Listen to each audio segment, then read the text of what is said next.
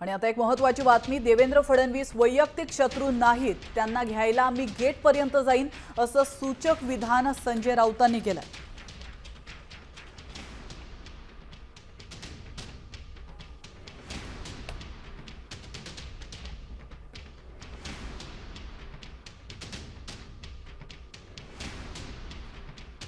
यातला शत्रू कोणीच नाही, कोणी मित्र आहे, कोणी राजकीय विरोधक आहे। मी कोणाला शत्रू मानत नाही। आमचे संबंध आजही चांगले आहेत, म्हणजे आता ते माझ्यावर टीका करतील, मी त्याला उत्तर देईल, याचा अर्थ काही संबंध संपणार नाहीत।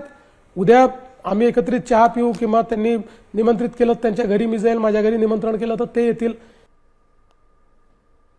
अडाणीच्या घशात मुंबई घालण्याचं तुमचं कारस्थान थांबवा आणि जरूर मातोश्रीवरती आम्ही त्यांना मातोश्रीच्या गेटवर त्यांचं स्वागत करू आणि अगदी व्यवस्थित आतमध्ये सन्मानानं घेऊन येऊ। मी तर कलानगरच्या गेटवर जाईन त्यांना आणायला। देवेंद्रजी आमचे व्यक्तिगत शत्रू अजिबात नाहीत, असण्याचं कारण नाही। आम्ही ते व्यक्तिगत शत्रुत्व कधी राजकारणामध्ये आणलंही नाही, जे भाजपने आणायला सुरुवात केली मोदी विशेषतः शहा राजकारणात आल्यापासून दिल्लीच्या। आम्ही तेवढ्या कोत्या मनाचे आणि दुष्ट बुद्धीचे नाही, हे देवेंद्रजींना चांगल्या प्रकारे माहिती आहे।